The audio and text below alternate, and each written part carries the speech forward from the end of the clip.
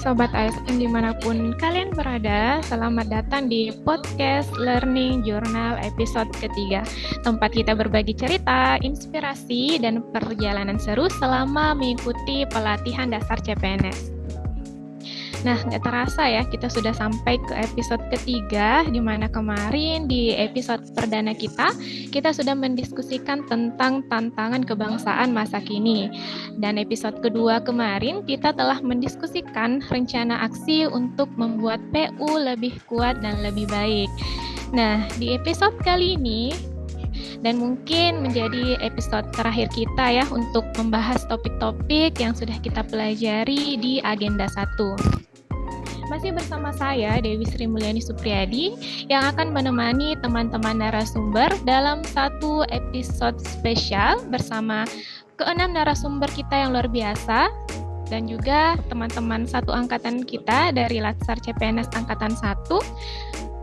Saya perkenalkan langsung saja. Di sini sudah ada Mas Denda Sakaria, ada Diano Perta, ada Christopher Owen, ada Dera Amara Negara, kemudian ada Christian N. Wijojo, dan juga ada Mas Dimas Alif Wiratama. Halo teman-teman semua, apa kabar? Gimana nih? Masih semangat di podcast kita kali ini? Ya, masih semangat ya. Ya, harus semangat sampai akhir. Ya. Oke, baik. Hari ini kita akan ngobrol bareng tentang pengalaman dan pemahaman kita masing-masing selama 4 hari pembelajaran agenda 1. Nah, sudah siap dengerin cerita narasumber kita? Saya sendiri sih sudah penasaran banget nih, tapi sebelum itu mohon perkenankan saya teman-teman untuk memulai menyampaikan pendapat saya. Ya, baik. Jujur saja, dari sekian banyak materi yang saya pelajari, menurut saya yang paling menarik itu materi tentang kesiapsiagaan bela negara. Karena menurut saya materi itu paling ngena buat saya. Kenapa?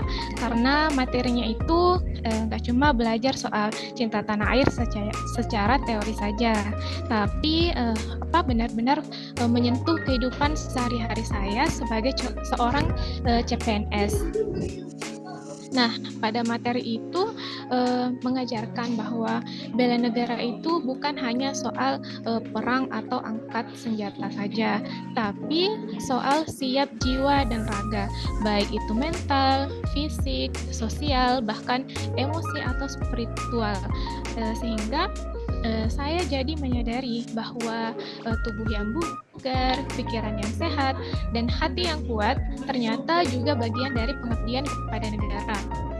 Waktu membahas soal pola hidup sehat, manajemen stres, hingga kecerdasan emosional itu sendiri, saya jadi mikir bahwa ini nih yang sebenarnya saya butuhin selama ini, karena tantangan seperti mengerjakan tugas latsar ini kan selain ada tugas individu juga ada tugas kelompok kan ya, ditambah pekerjaan-pekerjaan yang harus kita selesaikan di tempat kita masing-masing.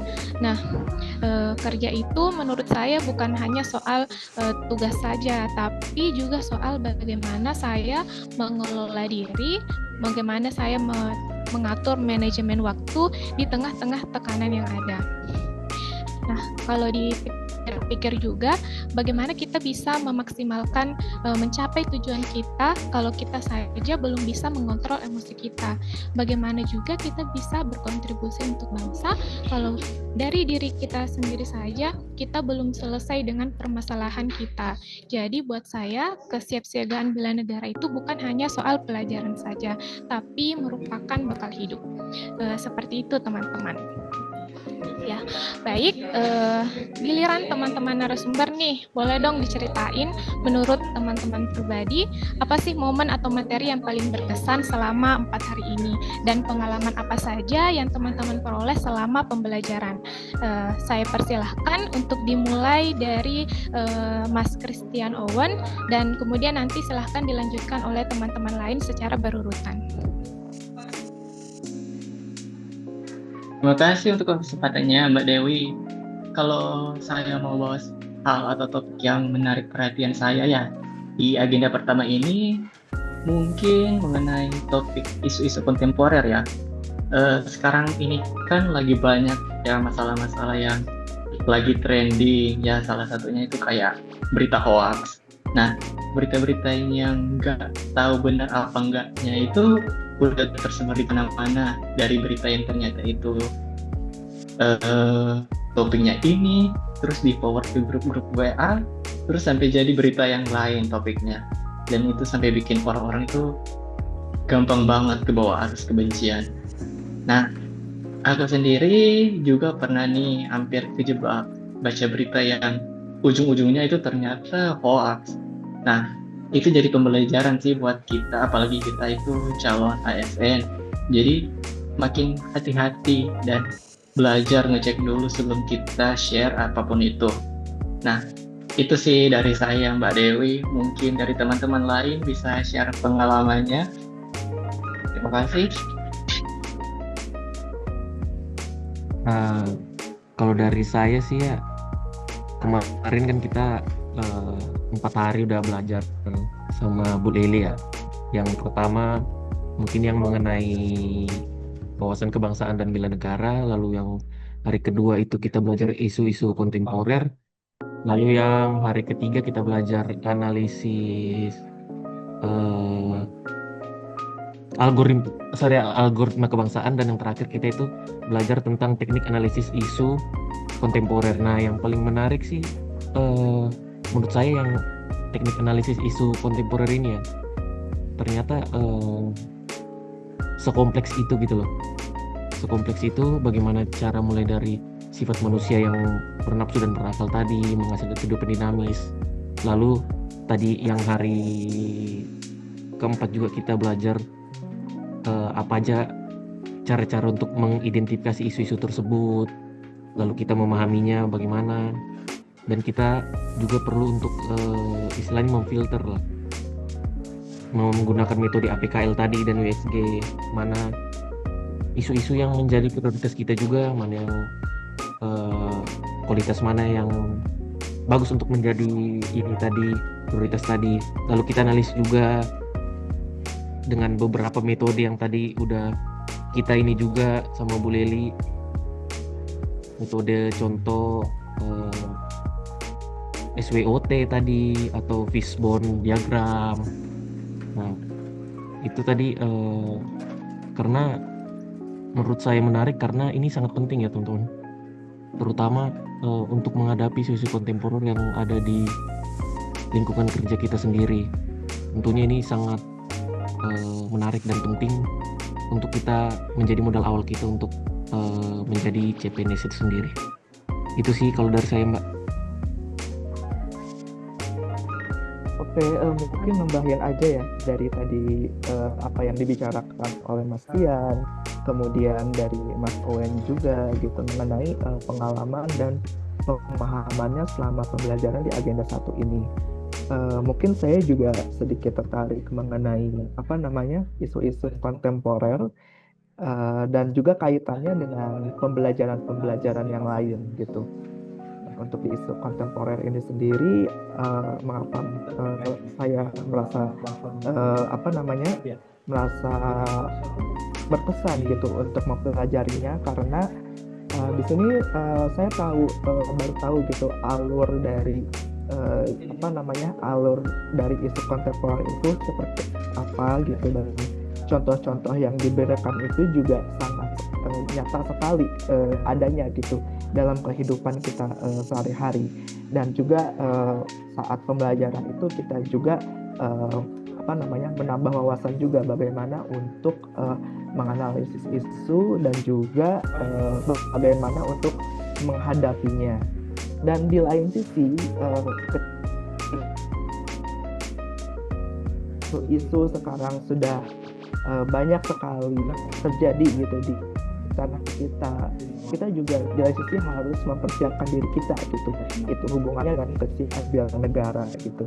Benar sekali apa yang dikatakan oleh Mbak Dewi di awal, bahwa kita sebagai CPNS kita harus mempersiapkan segala hal untuk harus menjaga etika dan moral. Kemudian selanjutnya juga harus menjunjung tinggi kearifan lokal. Nah, di lain sisi juga mengenai bela negara ini, kita juga ada kaitannya dengan nilai-nilai bela negara seperti cinta tanah air. Jika dihubungkan dengan isu-isu strategis dengan cinta tanah air, bagaimana caranya kita agar kita dapat menangkal isu-isu yang ada dengan cara menginternalisasi budaya di lingkungan kerja kita. Misalkan kita melakukan sosialisasi, kemudian pelatihan, dan kita harus berusaha gitu mungkin untuk bisa menangkal isu-isu tersebut. Dan juga dalam agenda 1 ini kita belajar algoritma kebangsaan dan juga teknik analisis isu yang diperdalam lagi, dan untuk teknik analisis isu juga sangat menarik karena di sini kita belajar bagaimana cara untuk membuat suatu informasi menjadi sebuah pemahaman atau kajian yang akan dilakukan penelitian gitu. Mungkin itu cukup dari saya selama pengalaman di pembelajaran agenda 1, sangat menyenangkan dan juga menambah wawasan. Mungkin dari narasumber lain akan menambahkan juga pengalaman dan pemahamannya. Silakan. Baik Mas Dinda, mungkin saya ingin membagikan pemahaman saya untuk agenda 1 di hari keempat ya Mas. Tadi kan kita mendapat materi tentang metode APKL dan metode USG, di mana metode APKL ini metode yang digunakan untuk menganalisis dan memilih isu yang paling tepat untuk dijadikan fokus dalam suatu intervensi kebijakan atau program. Di metode APKL ini ada 4 kriteria utama. Yang pertama aktual, untuk menentukan isu itu relevan dan nyata. Lalu problematik, untuk menilai apakah isu tersebut memiliki dampak serius bagi masyarakat. Yang ketiga, kelayakan, untuk menentukan isu itu menyentuh kepentingan publik secara luas. Dan kelayakan untuk menilai seberapa besar isu tersebut layak dilakukan. Dan selanjutnya ada juga metode USG yang merupakan singkatan dari urgensi, seriousness, dan growth atau pertumbuhan. Nah, metode ini memberi saya perspektif baru tentang bagaimana mengurutkan masalah berdasarkan tingkat kedaruratan, seberapa serius dampaknya, dan bagaimana potensi pertumbuhan jika dibiarkan. Urgensi yaitu seberapa mendesak suatu isu harus dibahas, dianalisis, dan ditindaklanjuti. Lalu seriousness, seberapa besar suatu isu itu harus dibahas dan dikaitkan dengan apa yang ditimbulkan. Lalu growth atau pertumbuhan, yaitu seberapa besar kemungkinan memburuknya isu tersebut jika tidak ditangani sebagaimana mestinya. Mungkin itu pemahaman yang bisa saya bagikan, mungkin bisa ditambahkan untuk selanjutnya. Oke, terima kasih Mas Dera. Kalau saya sendiri sih mau ngerangkum dulu ya. Kalau kita itu belajarnya di agenda 1 itu, yang pertama kita belajar tentang wawasan kebangsaan dan kesiapsiagaan bela negara ya. Kemudian yang hari kedua itu kita ada belajar tentang isu-isu kontemporer. Yang ketiga itu kita ada belajar tentang algoritma kebangsaan. Dan yang keempat tadi itu untuk hari ini kita tadi belajar tentang teknik ya, teknik analisis isu-isu kontemporer. Nah, mungkin kalau dari saya itu yang paling menarik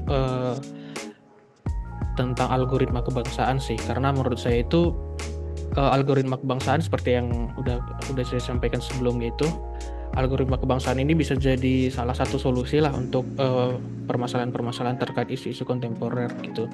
Seenggaknya kalau kita misalnya udah paham deh 4 konsensus dasar bangsa itu yang Pancasila, Undang-Undang Dasar 1945, NKRI, dan Bhinneka Tunggal Ika.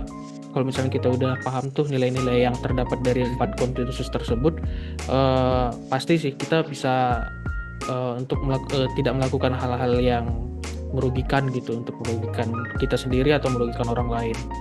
Nah, selain itu di algoritma kebangsaan sendiri itu juga ada kan, kita itu di situ memanfaatkan teknologi. Nah, kalau menurutku itu cukup relevan dengan kondisi sekarang, di mana-mana kita sekarang itu udah pasti ketemu yang namanya teknologi gitu kan. Gen Z segala macam kan udah pasti pakai teknologi. Nah, menurut saya sendiri sih algoritma kebangsaan ini bisa relevan karena yaitu kita bisa meluaskan misalnya konten-konten positif terkait 4 konsensus dasar itu tadi ke masyarakat, jadi lebih gampang terjangkau gitulah. Nah, kurang lebih kalau menurut saya terkait agenda 1 sih seperti itu. Mungkin bisa dilanjutkan teman-teman yang lain. Baik, izin menambahkan, mungkin dari saya, dari agenda 1 yang sudah kita pelajari selama 4 hari ini ya. Dari hari pertama kita belajar mengenai wawasan kebangsaan, lalu bela negara, dan juga kesiapsiagaan bela negara. Di hari kedua kita belajar mengenai analisis isu-isu kontemporer. Di hari ketiga kita belajar algoritma kebangsaan, dan hari keempat teknik analisis isu. Ini tadi sudah di-mention juga oleh Mas Dian ya.